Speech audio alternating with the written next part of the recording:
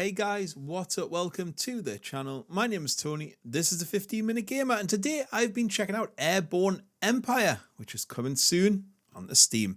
Build your sky city while exploring a vast landscape in this open world RPG city builder, combining the methodical construction and management of a city builder, the unique lift, balance and propulsion needed for a flying city, and the compelling characters, dangers and adventures of an RPG. Before we get into it though, don't forget to drop this channel and subscribe as I head ever closer to my next target of 20,000 subs. And while you're there, why not drop it a like too? Anyway, with all that being said, let's get into gameplay. This will be a short impressions video as it's just a demo. So this one is a city builder, but with a bit of a difference. You are a flying or floating city.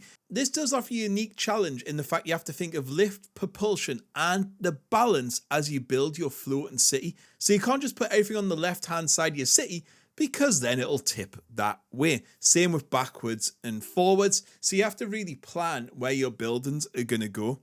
Then also you have to consider lift as well. So you do have to put like propellers on the bottom to lift yourself up.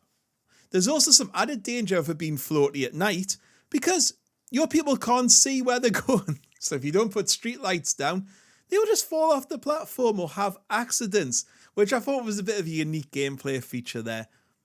There is a full upgrade tree, but most were upgrades to existing buildings rather than new buildings, and there wasn't a huge amount of buildings here, so I do hope there's more in the future. As with all city builders, you need resources, and to get this you build hangars, which then send little planes down into the world to gather wood, food, coal, water, iron and stuff like that. That is used to keep your people happy and expand your city. Some can just be used raw like wood and coal, but then some will need to be refined into something. So like you'll be able to refine the ore into like an iron ore type thing. Also, what I guess is unique to this is you move your city around the map to get the resources. You can also visit like land cities and explore ruins. The land cities is where you get your missions from, and there might be like, build or repair something for them. You can usually hire new workers and trade there as well. The danger comes in the form of pirates who will attack your floating city. And I hope this plays more into the story later because it'd be quite cool to have two floating cities attack each other. Don't know if that's there, but that would be really cool. So moving on to graphics, sounds and bugs. I think the graphics in this game are so pretty. Like it's one of the best looking city builders I've seen. It looks fantastic from the floating city to the shadows to the land city. Everything looks great. And there's subtle details like when you visit a city, it puts a text above it. And beside the trees is how much of that resource is left. And it looks so good. Everything fits together great. Nighttime and daytime both look beautiful. Sound design is a little bit more on the basic side. There's no voice acting and there's not a huge amount of like ambient sound.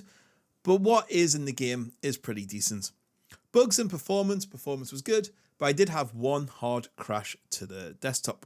So in conclusion, this was a game that I'd not heard of, but now it's become almost like a must buy for me. I didn't really see much wrong in the time I was playing with it. I just hope there's maybe more buildings and there's a few other interesting gameplay loops to get involved in. City builders are 10 to a dozen, but I found this one fun, unique, interesting and different enough that it sets itself apart. It seems to bring a lot to the table, which I've not really seen in city builders before. So I think, like me, you should probably go and check it out and definitely add it to your wish list. Anyway, guys, that's all I have to say. Catch you all later. Goodbye.